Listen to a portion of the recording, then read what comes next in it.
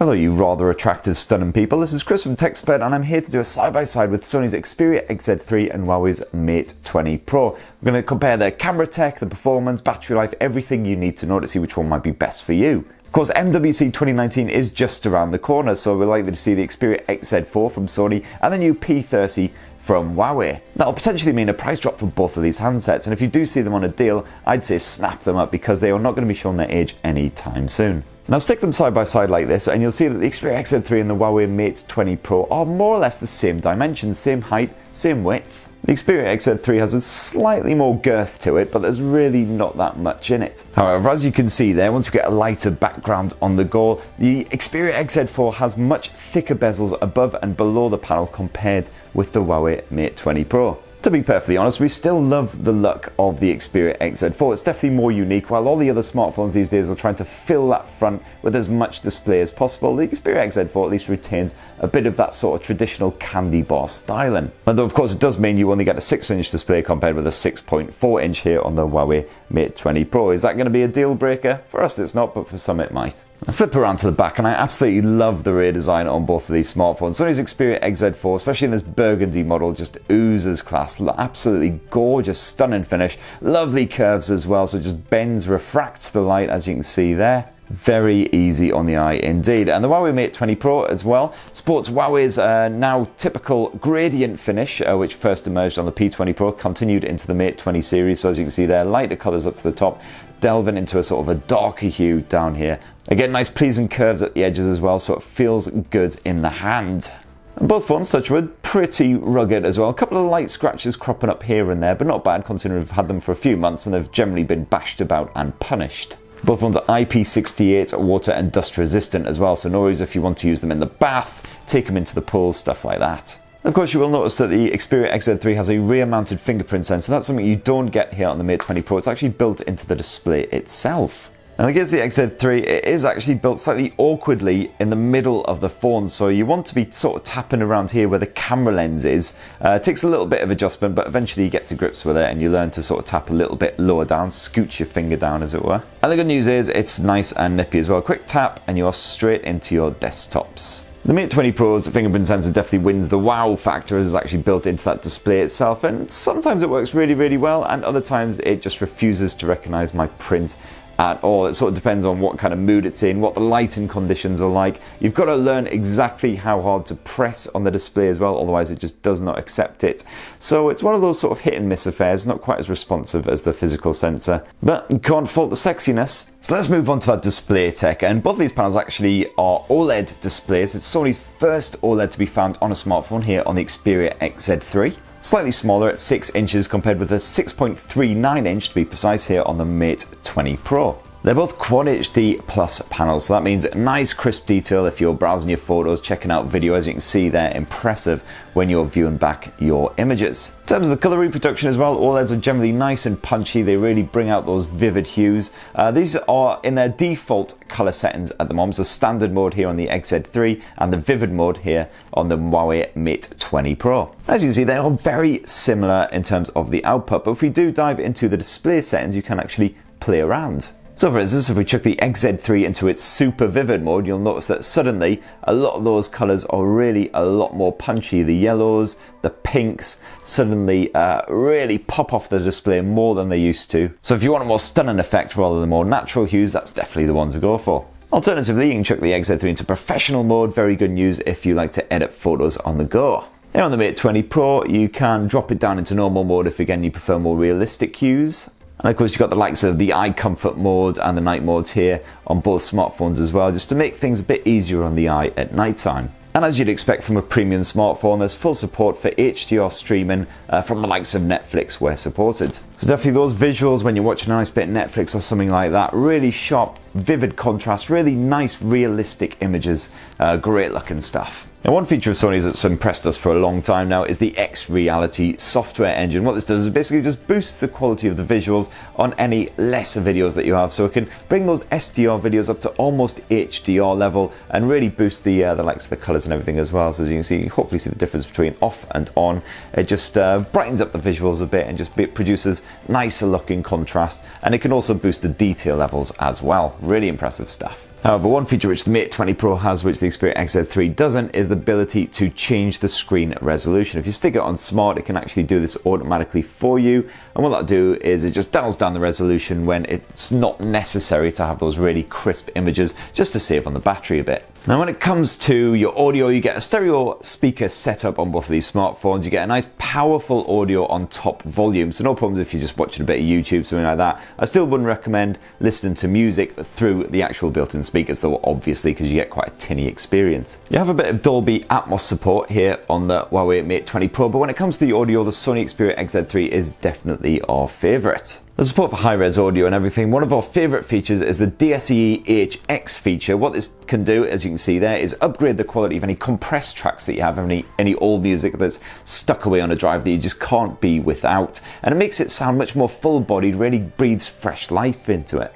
And good news if you use wireless headphones instead, because the built-in LDAC makes your music sound absolutely fantastic as well. Again, really rich and full-bodied. The bad news, however, is that neither of these smartphones has a 3.5mm headphone jack. So if you do want to plug in an old pair of wired phones, you're going to have to use a USB dongle. Boo.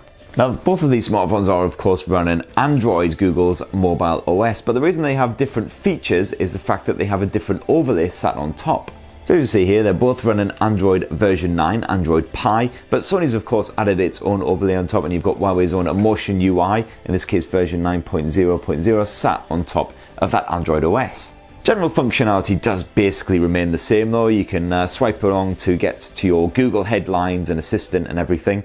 You've also of course got a full apps tray, so you can bury all of your stuff away out of sight. Don't have to have it all spread across the desktop, which I absolutely hate.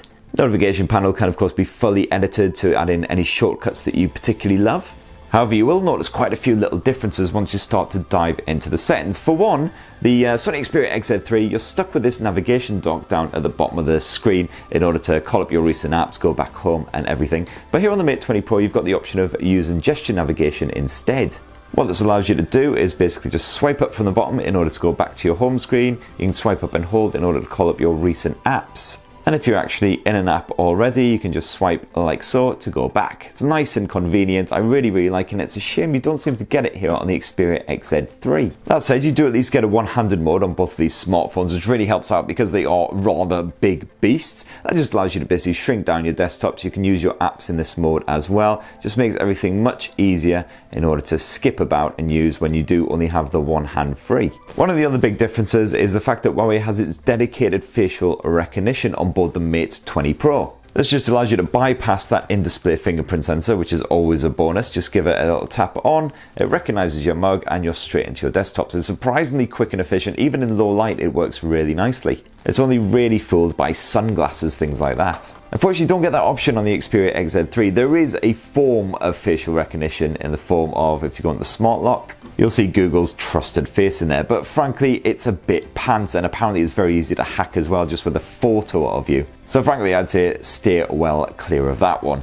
On the flip side, with Sony, you do get the PS4 Remote Play feature, which is fantastic. If you do have a PS4 in your home, you can stream your gaming session to the smartphone over your Wi-Fi. And if you get the little controller adapter as well, you can actually attach it to the DualShock controller, and it's a fantastic portable gaming setup. Because you can only really use it about the home. It's not designed to work outside of the house over data or anything like that, but definitely does the job if you just want to play a bit of God of War in your boxes in bed or something like that. And especially good if your kids are always hijacking the frickin' TV like mine are. Now when it comes to performance, it's a case of Snapdragon 845 here on the Xperia XZ3, backed by 4 gigs of RAM, versus Huawei's own Kirin 980 chipset here on the Mate 20 Pro, backed by 6 gigs of RAM. The good news is that both of these smartphones perform absolutely perfectly. You know, apps just load up the instant you tap. Very rare to see any kind of slowdown. See the odd little stutter and stumble here on the Mate, mostly thanks to the EMUI software. I feel like occasionally it can be a little bit clunky. But on the whole, you can absolutely blast through the likes of PUBG, no problem whatsoever. Fantastic frame rate. You actually get Huawei's GPU Turbo feature here to maintain a consistent frame rate. Not that it really needs it, because that Kirin 980 is a powerhouse. For any benchmark enthusiasts out there, I have run a bit of Geekbench for both of these smartphones. As you can see, the Xperia XZ3 is trailing a bit behind the Mate 20 Pro. That's no surprise, as the Kirin 980 chipset is much fresher. It came out almost a year after the Snapdragon 845, so that's the kind of performance boost you would expect from it. But I'd be surprised if the Xperia XZ3, as I say, shows any kind of slowdown anytime soon. As for battery life, I have to say the Huawei Mate 20 Pro is definitely the victor in that area as well. It's absolutely stunning. You can generally get 2 days of life from a full charge, and you'll easily make it through a full day, even if you're non-stop gaming, Skyping, doing all of that good stuff. Part of the reason is the fact that it's a mighty 4,200 milliamp cell compared with the 3,300 packed here in the Xperia XZ3, and also Motion UI just generally seems very energy efficient. Of course, you've got the usual power saving modes, or in this case stamina mode here on the Xperia XZ3 if you do find that you're struggling. And the good thing about the Sony is you do get the battery care Q Novo feature as well. What this does is it just ensures your battery doesn't overcharge if you're leaving it plugged in overnight. We haven't seen any kind of degradation on any Sony smartphone that we've tested for the past few years. Even over months and months and months, you'll still get a consistent performance. That said, the Mate 20 Pro, haven't seen any struggles there either. You do also get a bit of Qi wireless charging with both of these handsets. And in fact, in the case of the Mate 20 Pro, you get reverse wireless charging as well, which actually allows you to charge up another phone which supports wireless charging using the Mate 20 Pro, which is frankly bonkers, but actually pretty neat. And in terms of fast charging, the Huawei has it in the bag as well with its 40-watt supercharge. That'll power you back up in just over an hour, despite the fact that it's a really high capacity battery. As for the storage, well, it's more or less a tie on this one, because although the Xperia XZ3 has less storage by default, 64 gigs built in compared with 128 gigs here on the Mate 20 Pro, the Xperia XZ3 does support standard micro SD, up to 512 gigs, I believe it was, so you're basically sorted there. In the case of the Mate 20 Pro, it supports Huawei's own standard of memory card, which we're going to get a review sample of very shortly apparently, but yeah, obviously if you've got any micro SDs kicking around, they will not work in the Mate 20 Pro. All of which brings us onto the camera tech, and in terms of sheer number of lenses, the Huawei Mate 20 Pro definitely has it in the bag there. It's got a tri-lens setup here on the rear. It's a 40 megapixel RGB lens f1.8. That's backed by a 20 megapixel ultra wide angle lens and an 8 megapixel telephoto lens. Whereas Sony's smartphone, the Xperia XZ3, makes do with just a single 19 megapixel f2.0 motion eye camera. If we dive on into Sony and Huawei's camera apps, you'll see they offer a very different setup as well. Sony, you basically got your photo mode and your video modes, and you've also got a handful of bonus modes as well, not many at all. Compared with here on the Mate 20 Pro, you've got absolutely tons of different modes that you can flip between, and then even more stuffed away in a side menu. Now the Xperia XZ3's auto mode does a really nice job of producing nice, clean, crisp looking photos, really boosts those more vivid natural colors, just makes them look really, really nice, but without appearing too artificial. Here on the Mate 20 Pro, you've actually got a bit more control of it all. You can leave on the Master AI mode, which will shoot again some really nice looking photos, or you can knock that off if you prefer more natural images. And of course, you do get full pro controls on both of these smartphones as well. If you actually know a little bit about photography, you know how to adjust the ISO levels, the shutter speed, the white balance in order to get a really nice looking photo in any conditions. So you do get a dedicated portrait mode as well here on the Mate 20 Pro, which makes use of the multi-lens setup in order to keep your subject nice and crisp while blurring the background. You don't actually get a standard portrait mode on the rear lens here on the Xperia XZ3. What you get instead is a portrait selfie mode, which does a pretty good job considering it's just again a single lens setup. And you can shoot a portrait selfie here on the Mate 20 Pro as well if you like. Where the Mate 20 Pro really has a superior angle over the Xperia XZ3 is of course the tri-lens setup. That means you can zoom in using the hybrid up to 5 times zoom if you want to get a nice close shot of a distant subject, keep them nice and detailed. Otherwise you can swap to that ultra wide angle setup if you want to capture a bit more in the scene. With the Xperia XZ3, you can of course zoom in using the digital zoom, and it actually produces fairly sharp results. It does a good job of filling in some of the gaps and sort of cleaning up the image, but it still can't quite compare to the level of quality set by the Mate 20 Pro. And in terms of the night shots as well, in the general photo mode, both phones will capture a nice detailed shot even in low light circumstances. Occasionally the XZ3 does unfortunately blow out some of those lighter areas in a cityscape, whereas the Mate 20 Pro tends not to. And of course here on the Mate 20 Pro you've got Huawei's dedicated night mode as well, which produces absolutely stunning shots in those low light environments. When it comes to the video mode though, Sony can shoot 4K HDR footage and it looks absolutely stunning. You can shoot 4K video here on the Mate 20 Pro as well, but there's no HDR option. Still, 4K videos do look very good. The image stabilization on both smartphones is top notch. And if we dodge back into the photo mode, you do of course get a front-facing camera with both of these blowers. It's a 13 megapixel here on the Sony Xperia XZ3 and it's a 24 megapixel here on the Huawei Mate 20 Pro. Captures nice crisp results in both cases. You've got the usual beauty mode shenanigans and all that if that's your bag. Say cheese everybody, cheese! Yeah, this is my just got out of bed look basically. Great stuff. And so that right there in a nutshell is Sony's Xperia XZ3 compared with Huawei's Mate 20 Pro. Definitely two of my favourite flagship phones around right now as we charge into 2019. I'm very excited to see what happens at MWC 2019 with the Xperia XZ4 and Huawei's P30 hopefully seeing the light of day. So don't forget to poke, subscribe and ding that notifications bell for more on those latest and greatest handsets. And don't forget to have yourself a great bloody week as well. Love you, bye!